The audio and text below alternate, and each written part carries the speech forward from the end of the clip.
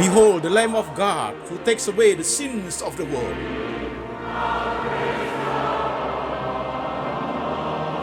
Jesus said, I am the way, the truth, and the life. No one comes to the Father but by me.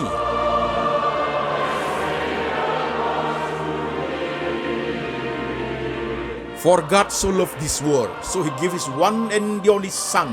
Whoever believes in him shall not perish, but have eternal life. Shalom jemaat sekalian, saya Pendeta Antoni Chang. Salam kepada jemaat yang ada di kota-kota Indonesia dan jemaat yang ada di kota-kota di luar negeri. Hari ini kita online Sunday service. Temanya adalah Depresi berujung maut part 2. Depresi berujung maut part 2, bagian kedua. Kita akan bahas tentang kasus Kokoli lebih detail. Firman Tuhan hari ini kita ambil dari satu bagian saja, yaitu dari kitab Mazmur 42 ayat 1 sampai 11. Demikian firman Tuhan.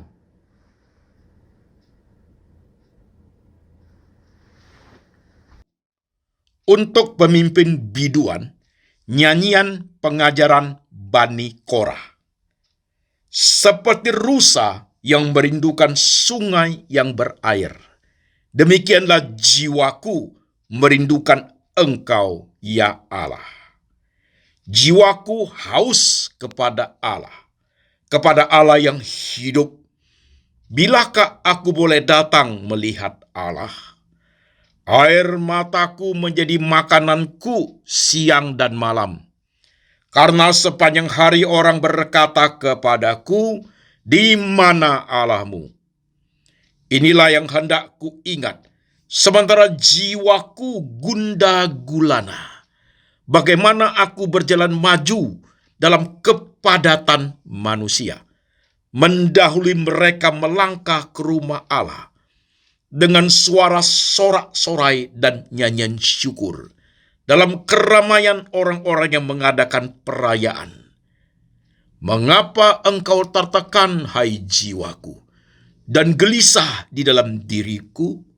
Berharaplah kepada Allah, sebab aku akan bersyukur lagi kepadanya, penolongku dan Allahku. Jiwaku tertekan dalam diriku, sebab itu aku teringat kepadamu dari tanah sungai Yordan dan pegunungan Hermon, dari gunung Mizar, samudra raya berpanggil-panggilan dengan deru air terjunmu. Segala gelora dan gelombangmu bergulung melingkupi aku.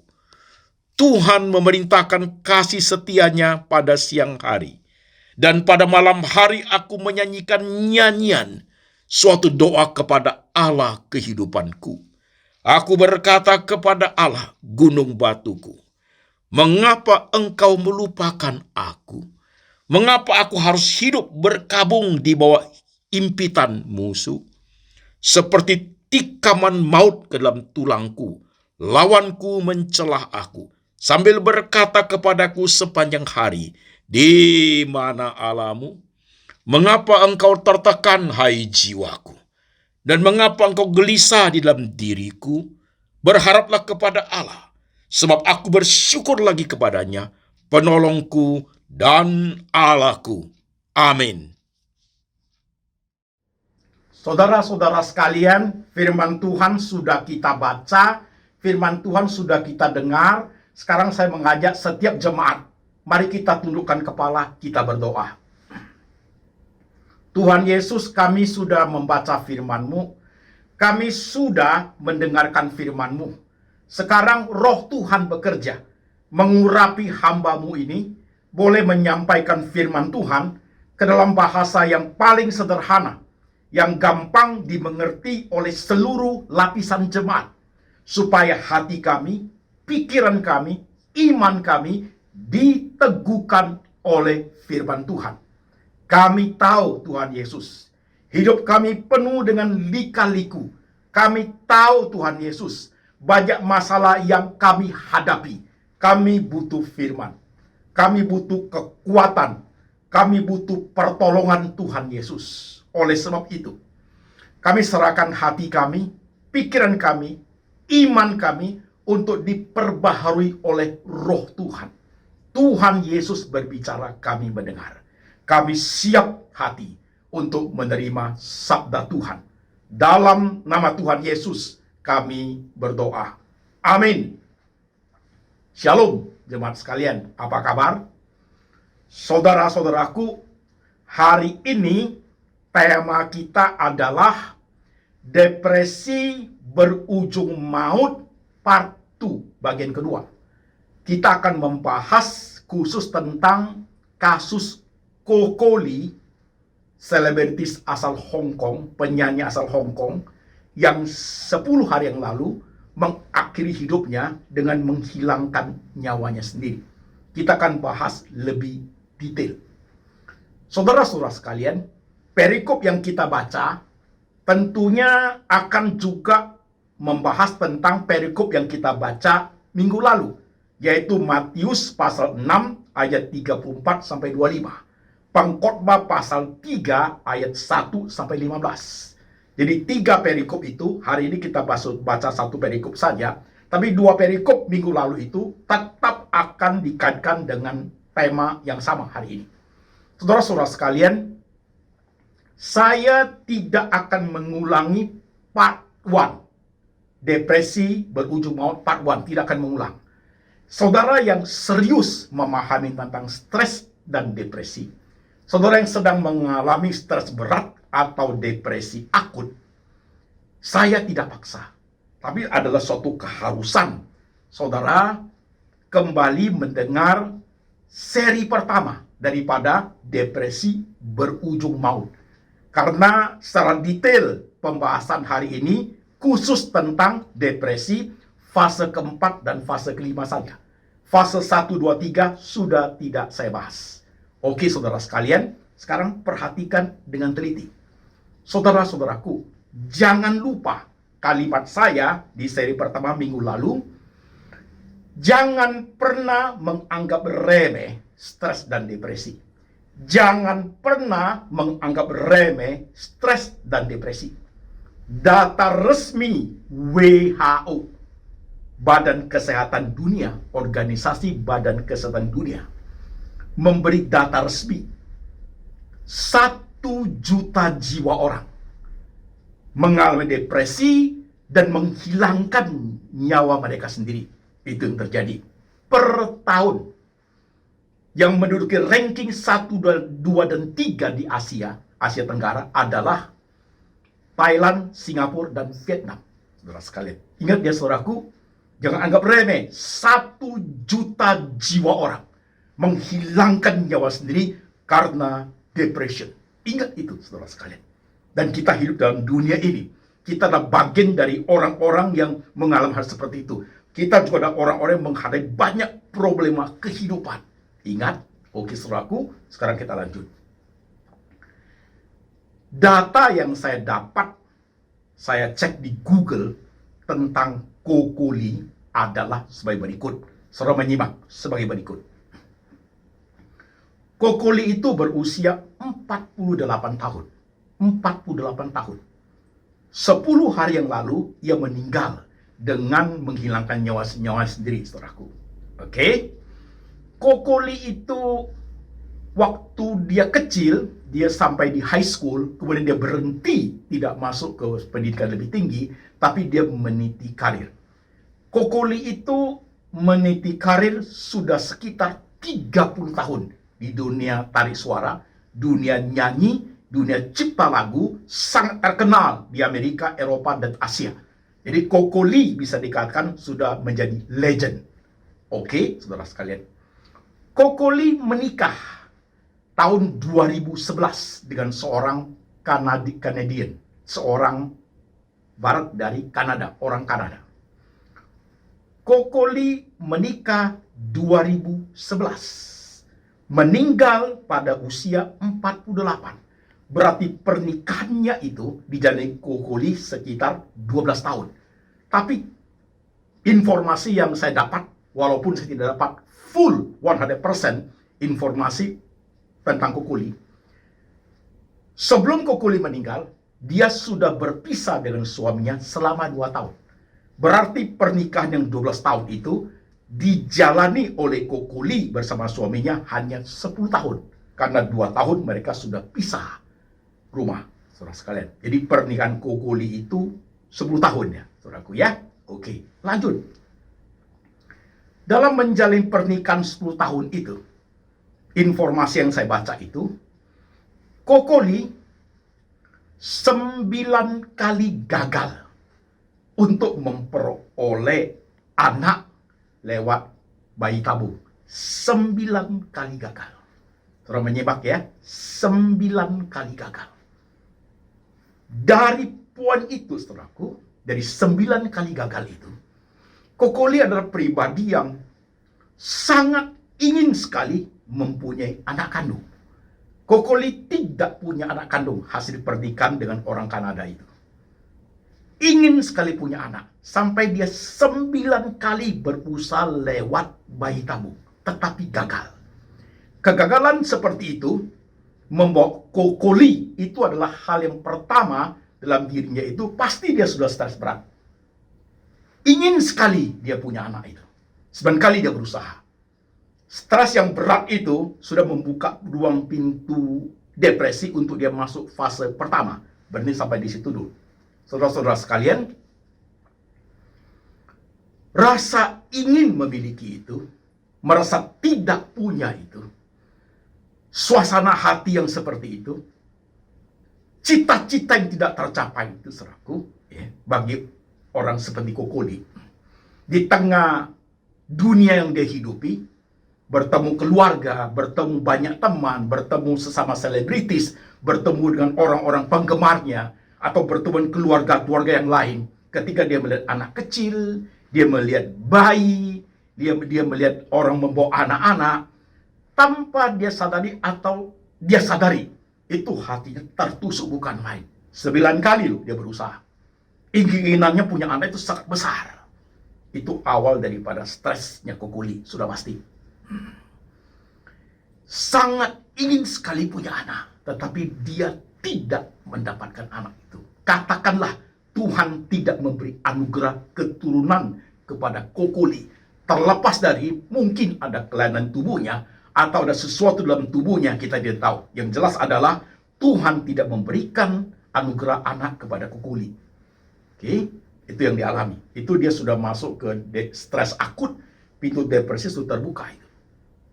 10 tahun pernikahannya, informasi selanjutnya adalah Kokoli dengan suaminya tidak resmi cerai, tetapi pisah rumah sudah selama 2 tahun sebelum Kokoli meninggal. Kenapa? Karena ketahuan suaminya mengkhianati dia. Suaminya selingkuh 2 kali. Informasi yang saya dapat. Sampai di situ, saudaraku ya. Saudara mulai melihat apa yang Kokoli alami. Pelan-pelan menyimak.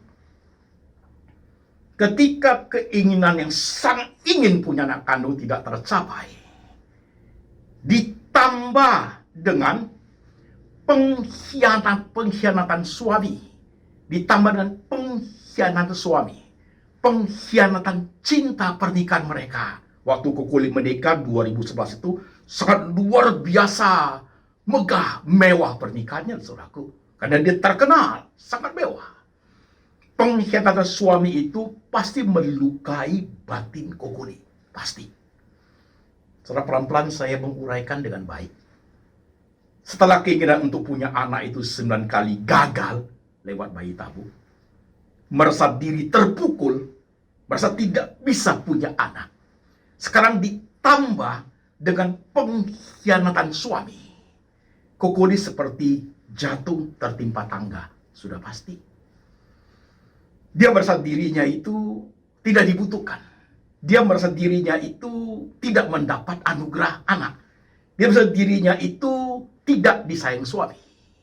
Sudah tidak mendapat anak, berharap ada suami yang bisa mengasihi, ternyata itu pun tidak dapat. Suami mengkhianati dia. Kokoli kalau hal demikian, saudaraku, sudah masuk di depresi fase 1 dan 2. Sudah pasti. Dia tak bisa terima kenyataan. Sudah pasti. masih terbit dalam hatinya saat itu, pasti pengen sekali punya anak. Coba terus. Belum bisa terima kenyataan. Kokoli menikah saat usia 36 tahun. Masih muda bagi seorang ibu. 36 tahun. Suaminya itu orang Kanada itu lebih tua 18 tahun daripada dia.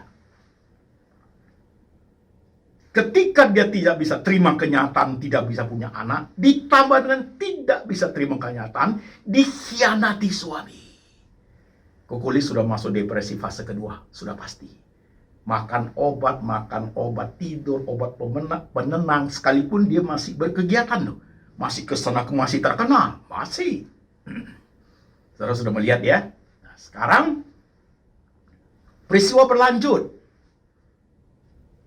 Menikah, usaha 9 kali tidak punya anak, dikhianati suami, kemudian pisah rumah, udah 2 tahun pisah rumah.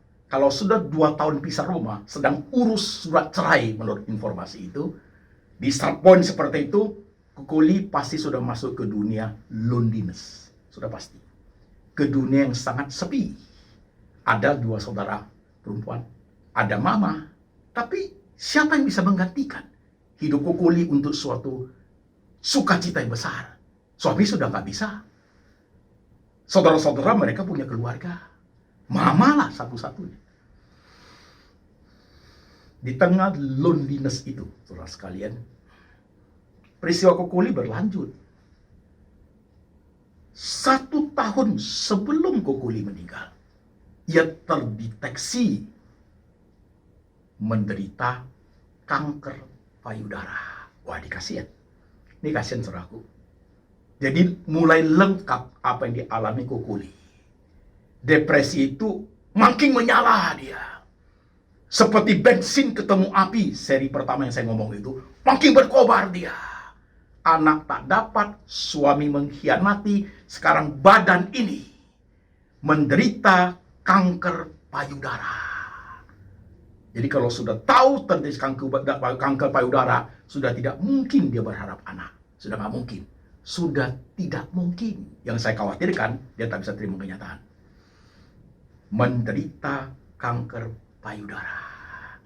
Oke. Kemudian 1 tahun sebelum kematiannya, Kokoli juga operasi panggul dan kaki. Karena cacat itu cacat di bawah lahir. Operasinya gagal. Saudaraku, gagal. Sehingga di kalimat-kalimat terakhir sebelum dia meninggal itu, dia mengatakan sangat sakit. Dia mau gerak kaki, gerak badan, sakit sekali. Kalimat itu dia mengatakan, sudah tidak tahan. Sudah tidak tahan. Saudara menyimak dengan pelan. Fase-fase depresi seperti itu, dia sudah masuk fase ketiga.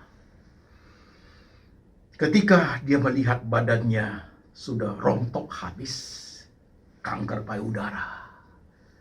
Kemudian dia sudah melihat bahwa cacatnya operasi panggul dan kakinya gagal. Dia menjadi seorang manusia yang tidak bisa gerak. Sakit sekali ketika menggerakkan kaki atau badan. Saat itu, Kokoli sudah ada di depresi fase keempat. Sudah pasti. Depresi fase keempat. Kasian sekali. Kokoli tidak ada masalah dengan finansial. Tidak ada. Dia terkenal dan dia kaya, saudaraku. Dia kaya. Tidak ada masalah dengan finansial. Kokoli bermasalah satu, kesehatan. Jelas. Kokoli bermasalah keluarga. Jelas. Dikhianati suami dan pisah rumah. Kokoli bermasalah dengan karir. Jelas. Ketika dia operasi panggul dan kaki gagal, mau gerak dikit sakit sekali, otomatis karirnya selesai. Bagaimana orang seperti itu bisa menghadapi kenyataan hidup? Pelan menyimak, jemaat sekalian. Bagaimana bisa? Bagaimana bisa?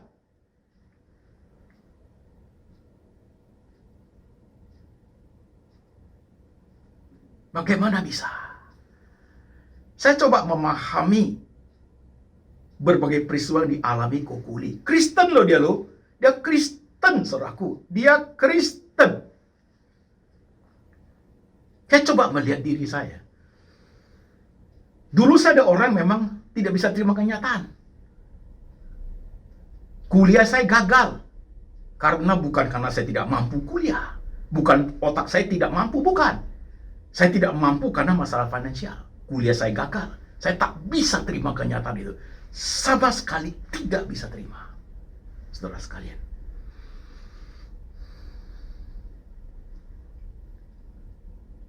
Dan ketika berjalan sampai hari ini hidup saya, waktu 3 tahun lalu operasi bypass jantung.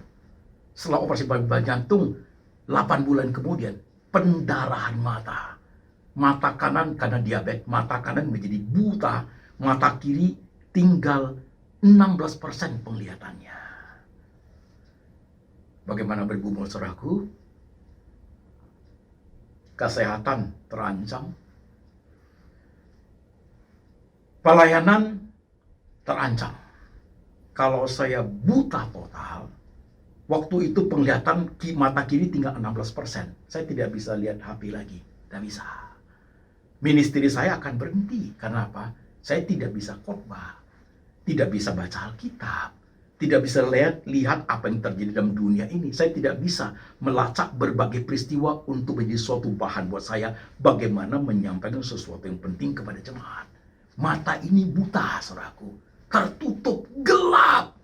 Can you imagine? Pelayanan mati, habis, tertutup. Apa bedanya dengan Kokoli? Badan kaki nggak bisa bergerak lagi. Sakit sekali. Karir berhenti. Kasian sekali dia. Nah, dengan mengalami seperti itu, saudaraku, maka dikatakan oleh 2 saudaranya itu, 5 bulan sebelum Kokoli menghembuskan nafas terakhir, sebelum dia menghilangkan nyawa sendiri, dia mengalami depresi yang amat parah. Itu depresi fase kelima. Sudah pasti. Fase kelima. Depresi yang amat parah. Fase kelima itu. Depresi yang fase kelima itu masih ingat penjelasannya di seri pertama. Depresi fase kelima membawa manusia kepada 2 kemungkinan. Satu kemungkinan pertama, tinggal di rumah sakit jiwa untuk selama-lamanya. Kemungkinan kedua, saudaraku, menghilangkan nyawa sendiri. Kokoli pilih kemungkinan kedua. Fase depresi fase kelima. Di tangan Kokoli itu, di YouTube, di Google yang saya lihat itu, sebelum dia meninggal, dia ada tato dekat nadinya itu, love, kata love di situ. Di tempat disitulah nanti nyawanya, dia menghilangkan nyawanya. Saya belum ingin memberitahukan kepada saudara bagaimana cara Kokoli menghilangkan nyawanya. Nanti 2 bulan saudara juga tahu. Tempat di mana dia tato love itu, di situ nyawanya dia hilangkan. Saudara-saudara sekalian, perhatikan dengan baik. Ketika Kokoli 10 hari yang lalu, dia menghembuskan nafas terakhir, tak tertolong dalam keadaan koma. Kokoli pasti posisi itu lonely, pasti sendirian, sudah pasti itu, saudaraku. Orang sakit depresi di seri pertama saya ngomong, tidak boleh tinggal sendiri. Tidak boleh. Dia tidak boleh tinggal di kamar yang bisa dikunci dari dalam. Nanti dia melukai diri. Dia bisa melukai diri. Dia bisa terjun dari apartemen. Bisa, saudara sekalian. Dia bisa melakukan apa saja untuk menghilangkan nyawanya. Manusia depresi bisa memakan obat yang sebanyak-banyaknya sehingga nyawanya hilang. Bisa. Dengan berbagai cara. Saya masih teringat akan hidup saya, saudaraku. Waktu saya masuk ke depresi fase kelima, saudara sekalian, rencana menghilangkan nyawa itu 2 kali saya. 2 kali. Dalam waktu sehari itu 2 kali rencana menghilangkan nyawa itu. Waktu kira-kira jam berapa itu ya? Mungkin jam 10 pagian lah. Jam segitu Saya keluar dari tempat kos saya. Saya tidak tinggal di rumah. Tidak. Orang depresi itu sangat lonely. Saya merasa rumah saya bukan tempat saya. Saya merasa tidak dihargai orang. Saya merasa saya gagal hidup, tidak tinggal di keluarga itu tidak akan dihargai siapa-siapa. Saya merasa saya tinggal di rumah hanya menjadi batu sandungan, hanya menjadi tertawan orang. Maka saya pilih tinggal di kos. Sangat lonely memang, sangat lonely. Kira-kira pagi itu ya, saya celana pendek. Masih ingat loh celana pendek itu. Ya. Saya keluar dari kos itu, saya berpikir, ini hari terakhir saya di kos ini. Saya akan pergi dan gak pulang lagi. Gak pulang lagi. Rencana menghilangkan diri yang pertama. Saya berjalan sampai ke jembatan penyeberangan Hayam Buruk Gajah Mada. Itu jalan protokol itu. Dibawakan mobilnya kencang. Saya sudah di atas. Sudah pegang besi-besinya. Suara kiri kanan depresi fase kelima. Suara kiri kanan itu sudah suruh. Karena saya adalah orang yang gagal dalam kuliah, dalam pendidikan. Ingat loh, Kokoli gagal dalam punya anak itu. Saya gagal dalam pendidikan. Maka suara itu mengatakan, topi sarjanamu ada di bawah. You lompat, ambil. Itu suaraku. Itu loh. Dengerin ya, bagaimana orang menghilangkan nyawa karena apa? Karena suara itu menyuruh.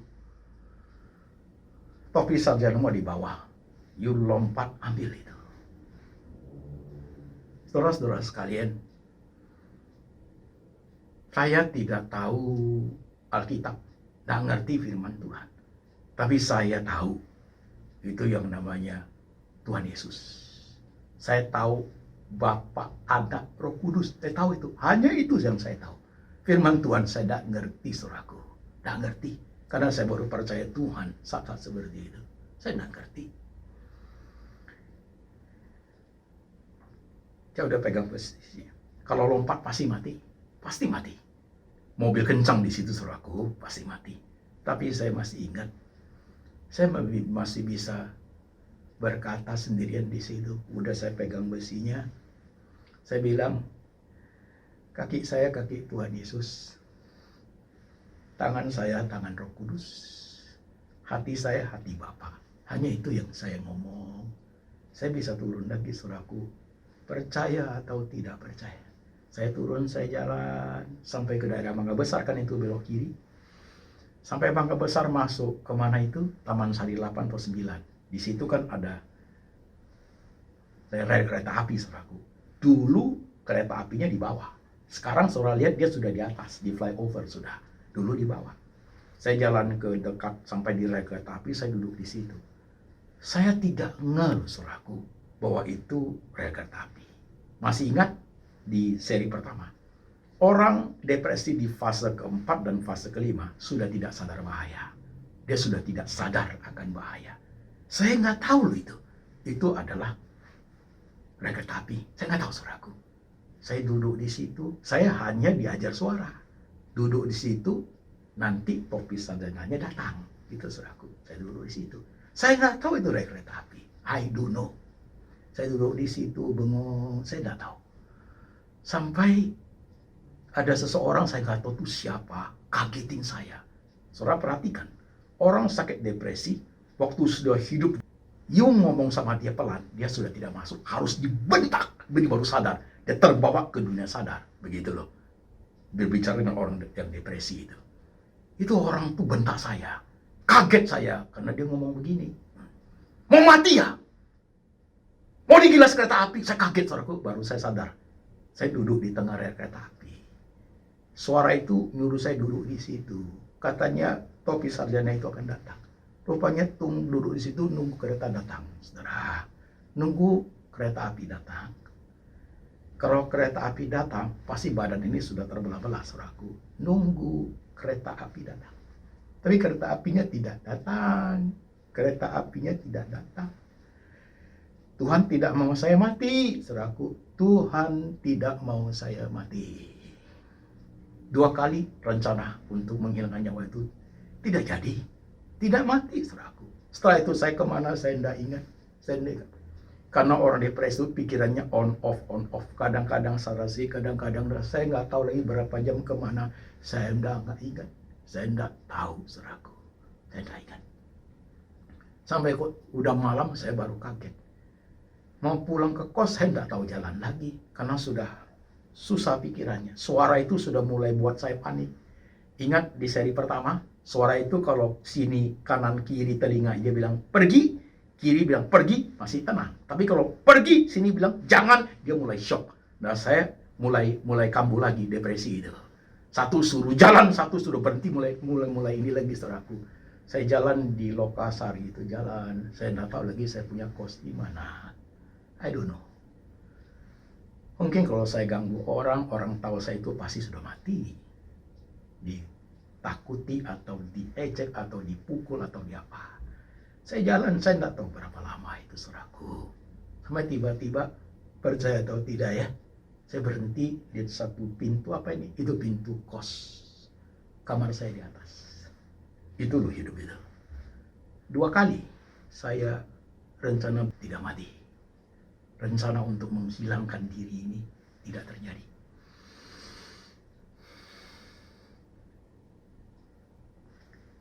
Terhadap Kokoli itu jadi saudaraku.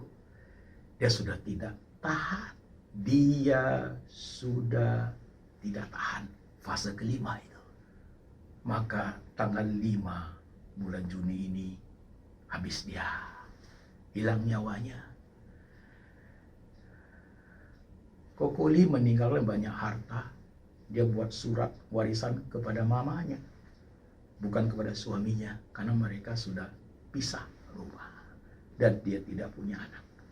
Kasihan Kokoli. Kasihan Kokoli. Saudara sekarang menyimak. Di urat nadia dia tulis love. Apa arti love buat Kokoli? Coba saudara menyimak. Apa arti love buat Kokoli? Kalau dikatakan Tuhan, dia cinta Tuhan. Tuhan cinta dia. Kristen loh dia loh.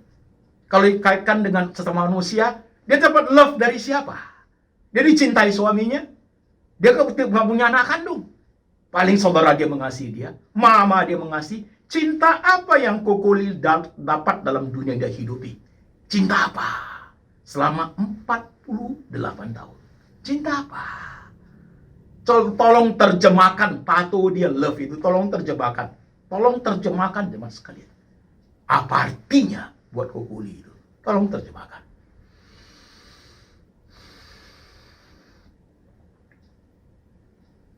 Kasihan ya. Fase kelima. Dia mengakhiri dirinya. Habislah. Kokoli hidupnya. Karirnya berhenti. Selesai. Sangat menderita. Menderita kesakitan yang amat sangat. Dia tak kuat, saudaraku. Melewati gelombang itu. Oke. Nah sekarang perhatikan firman Tuhan kita baca tadi itu. Mengapa engkau gelisah, hai jiwaku? Gundah gulana dalam diriku. Berharaplah kepada Tuhan. Berharaplah kepada Tuhan. Di 2 perikop minggu lalu yang kita baca itu. Belajarlah suatu keseimbangan hidup. Ada mati, ada hidup. Ada sukses, ada gagal. Ada cinta, ada benci. Ada pertemuan, ada perpisahan. Ada perkawinan, ada perceraian. Pahamilah hidup seperti itu. Dan ingat di Matius pasal 6 ayat 34 sampai 25 sampai 34 itu, masalah sandang pangan papan. Masalah masa depan. Masalah kehidupan ini, masalah family, masalah orang kita cintai.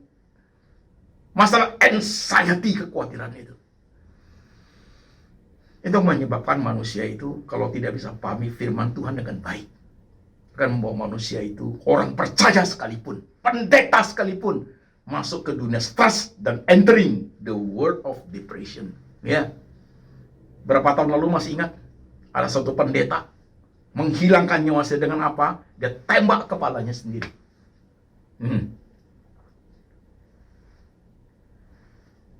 Sekarang menyimak, perhatikan serius masalah ini. Saya sudah ngomong, jangan nggak remeh stres dan depression. Pembahasan selanjutnya perhatikan, saudara-saudara sekalian.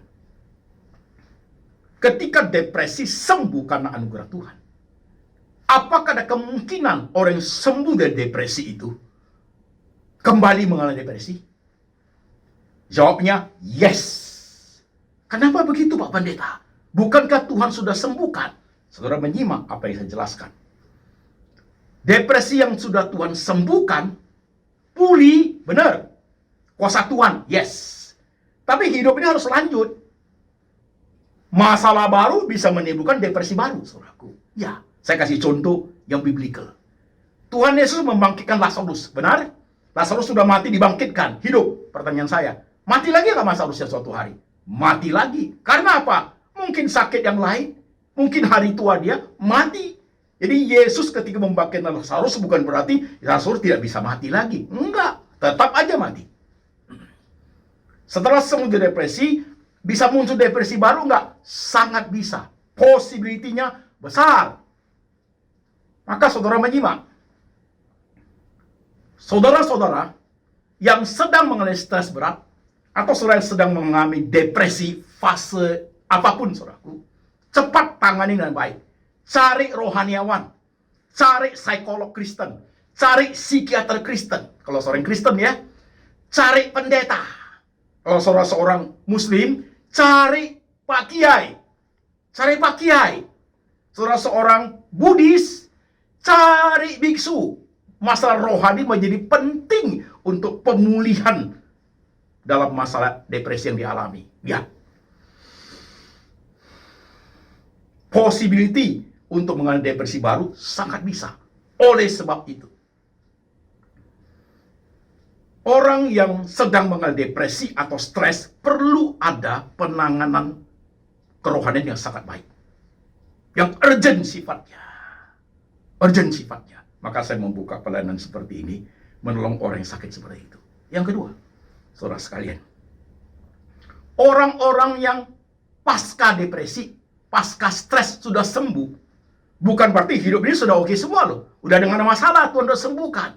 New depression, new stress bisa datang. Maka orang yang mengalami hal seperti itu, saudaraku, perlu ada suatu pemahaman firman Tuhan yang spesial sifatnya. Pengertian firman Tuhan yang lain, saudaraku. Tetap firman Tuhan. Tapi dalam dunia depresi, dunia orang-orang mantan depresi, dunia orang ex mengalami depresi, cara pemahaman firman Tuhan menjadi berbeda. Ya. Saya kepikir kalau udah khotbah sampai sini, perlu ada suatu pembinaan khusus yang perlu saya buka suatu hari. Pembinaan khusus masalah pertumbuhan rohani bagi orang-orang yang sembuh dari depresi. Bagi orang yang sembuh dari stres. Karena apa? Perlu suatu benteng rohani yang kuat untuk menghadapi hidup di depan. Jangan main-main. Jangan main-main. Saudara-saudara, jangan main-main. Saudaraku, loneliness itu bisa menjadi sesuatu yang sangat positif, bisa menjadi sesuatu yang sangat negatif loh. Perhatikan. Orang depresi pasti lonely. Pasti. Orang lonely belum tentu depresi. Saya ada pribadi yang lonely. Orang yang suka sendiri, saudaraku. Banyak orang kenal saya. Banyak orang fans mendengar khotbah saya. Tapi teman saya tidak banyak. Saya adalah pribadi yang suka sekali lonely. Suka sendiri, saudaraku. Loneliness itu dengan depression ibaratnya seperti satu koin dua sisi. Satu koin dua sisi. Orang depresi pasti lonely. Pasti lonely, saudaraku. Kokoli itu pasti lonely.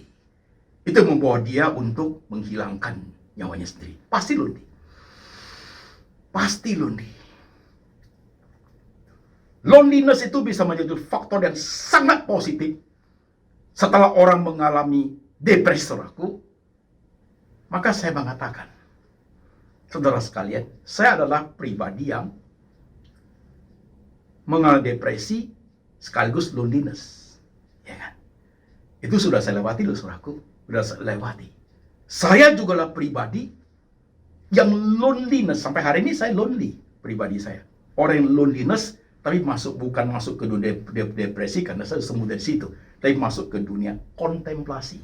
Apa itu kontemplasi? Refer ke khotbah saya berapa bulan lalu tentang kontemplasi part 1 part 2. Jadi loneliness itu bisa menjadi suatu faktor yang sangat positif membawa orang itu masuk ke dunia kontemplasi.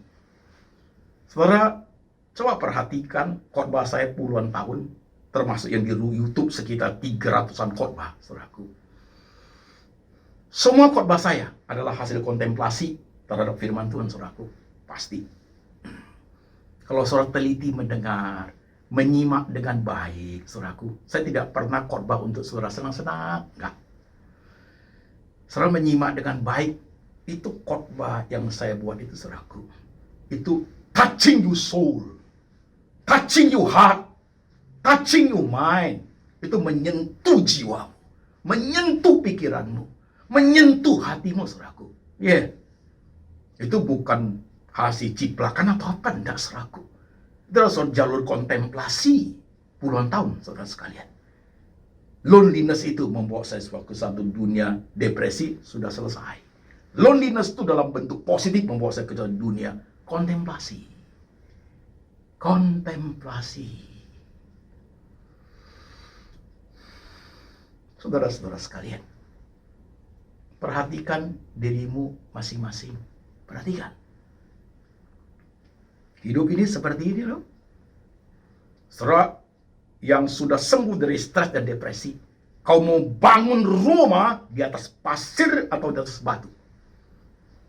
Kau mau bangun rohanimu di atas pasir atau di atas batu? Itu saudara bisa jawab sendiri. Yes. Jangan lupa loh, data WHO, 1 juta jiwa orang depression dan mengakhiri dirinya sendiri dengan cara yang berbeda. Saya mendengar firman sampai hari ini. Yang dengar part 2 ini, saudaraku. Saya juga mengatakan saya nggak tahu engkau siapa. Mungkin engkau sekarang stres berat, sudah panik you. Atau engkau stres biasa. Atau engkau depresi fase pertama. Nggak makan obat tidur, nggak bisa tidur, Pak Pendeta. Eye bagmu hitam, nggak bisa tidur you. Atau engkau orang di fase kedua. Banyak sekali obat yang tiap hari harus kamu telan. Banyak sekali. Atau engkau orang di fase ketiga. Sudah mulai ngomong sendiri. Tangannya sudah mulai gemetaran. Sudah mulai linglung. Sudah mulai nggak tahu harus buat apa. Fase 3 sudah ada pikir-pikir mau menghilangkan nyawa lu. Keterbit sedikit-sedikit itu. Atau engkau orang fase keempat. Hidup sudah diatur oleh suara-suara. Tidak menjadi diri sendiri lagi. Suara suruh apa, ya hidupi apa. Suara-suara itu suruh buka baju, ya buka baju. Buka celana, lari keluar, ya lari keluar. Suara itu suruh lompat, ya lompat. Suruh duduk di rel kereta api, ya duduk di rel. Suara itu suruh kokoli. Habis aja. You punya nyawa dengan cara seperti ini. Dia lakukan. Selesai, saudaraku. Selesai. Saya nggak tahu engkau siapa. Tapi simaklah khotbah depresi berujung maut dalam 2 seri ini. Dan perhatikan dengan teliti, saudaraku. Oke, jemaat. Kadang saya melihat diri saya. Benar-benar saya dapat anugerah dari Tuhan. Benar.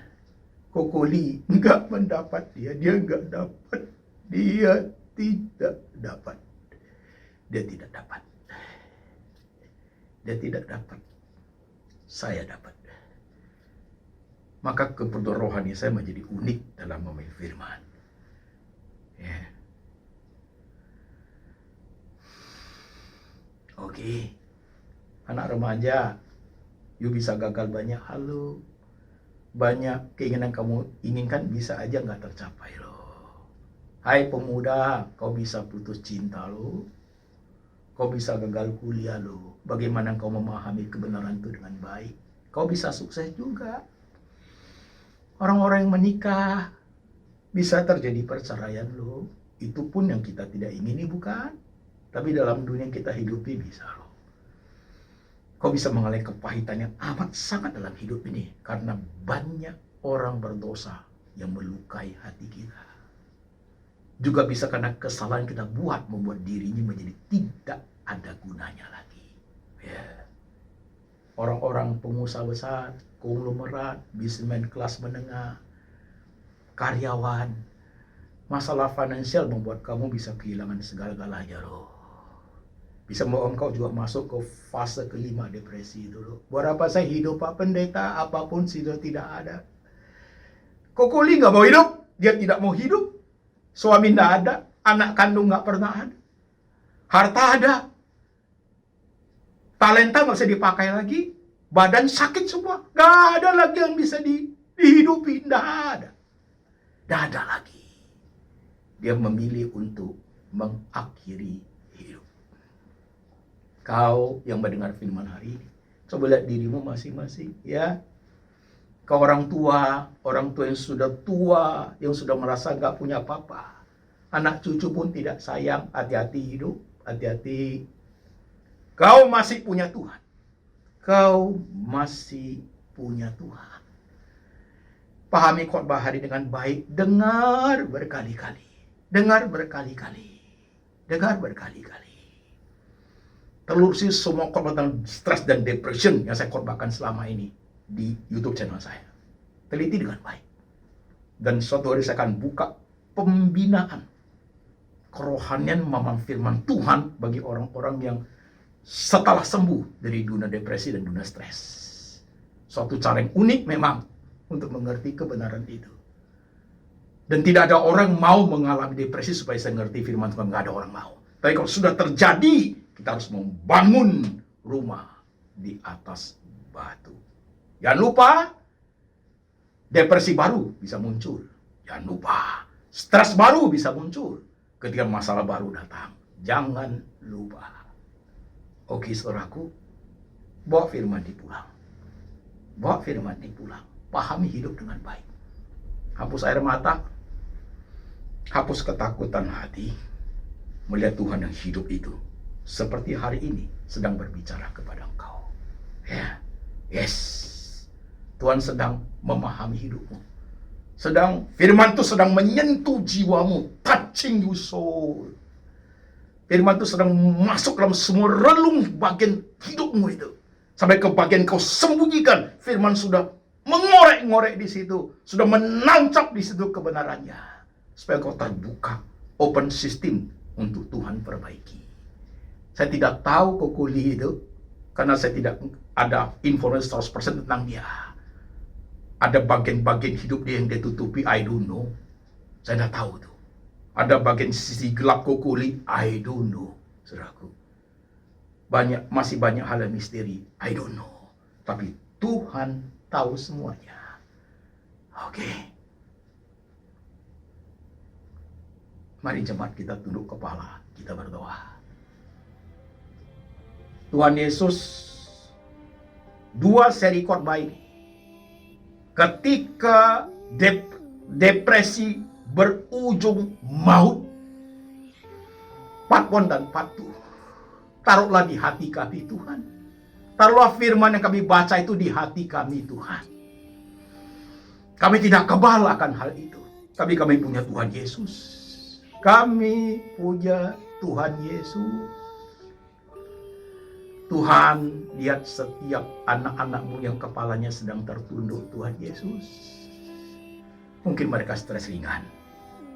Atau mereka stres menengah. Atau mereka stres akut Tuhan.